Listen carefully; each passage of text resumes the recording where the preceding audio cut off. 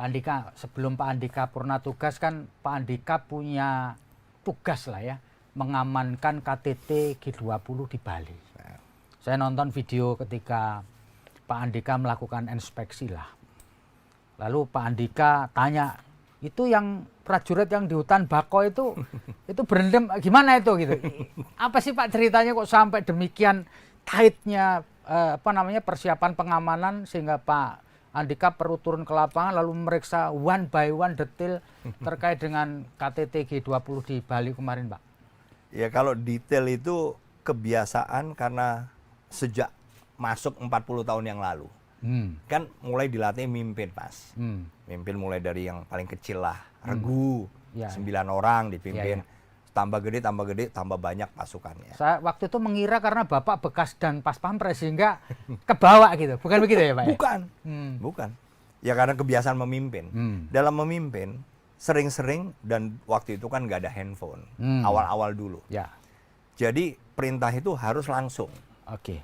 Langsung saja, karena latar belakang pendidikan prajurit kita kan beda-beda, Mas. Ya. Ada, ya mungkin setingkat SMA sama, tapi ada yang SMK. Ya. Ada yang MAN waktu itu ya. Jadi begitu beragam. Ya. Karena beragam, tingkat pemahaman atau penangkapan juga kecepatannya beda. Ya.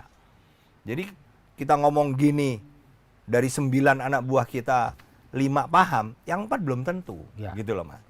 Dan karena pengalaman lah yang mengajarkan saya harus detail. Ya. Nah, jadi pada saat G20 itu kan sudah dari awal prosesnya, direncanakan dulu. Setelah kita tinjau lapangan, oke, berarti pasukan kita taruh untuk venue di hutan mangrove. Ya, kan venue-nya ada ya. hutan mangrove, Ya. ada Garuda Wisnu Kencana, Ya, ada kemudian kalau tidak salah Nusa Dua Bali Beach Convention, terus beberapa rumah sakit lah. Di situ kita plot. Ya. Oh, situasinya di hutan mangrove begini terbuka toh. Ya. Terbuka itu semakin rawan, Mas. Oh gitu ya. Iya. Karena kalau di dalam gedung masih lebih enak. Ya. Kalau di luar, Outdoor ya. outdoor lebih bahaya. Apalagi nggak ada gedung. Ya. Mangrove kan berarti rata aja tuh, Ya, Mas. betul. Orang jauh pun dia bawa sniper bisa. Gitu loh. Nah, sehingga kita harus tentukan plottingnya, posisi pasukan. Nah, kebetulan di hutan mangrove itu kan justru yang punya jalur jalan itu sedikit. Yang banyak justru hutan mangrove. Ya, betul. Hutan mangrove itu kan nggak kelihatan, Mas. Karena apa? Tertutup oleh daun-daun. Ya. Nah, padahal di situ juga ada akses langsung dari laut lepas. Nah, saya nggak mau ambil resiko. Ya, di hutan mangrove itu Harus ada petugas ya? harus ada titik-titik. Tiap kalau nggak salah jarak 50 meter ada pos. Dan kita masuk posisi, itu kan hari H-10. Sudah masuk posisi, Mas. Nggak bisa. Gitu ya? Oh iya. Oh. Nggak bisa kita tunggu sampai hari H, nggak bisa. Nggak boleh ya, Pak ya? Nggak boleh. Karena kita harus sudah masuk sehingga bisa ada pengawasan. Ya. Walaupun masih 7 hari lagi, siapa yang keluar masuk sini harus mulai kita periksa. Nah, masalahnya kalau hutan mangrove itu kan pasang surut ya. Betul. Begitu pasang ya terendam. Hampir setengah. Pohon itu setengah terendam, Mas. Ya.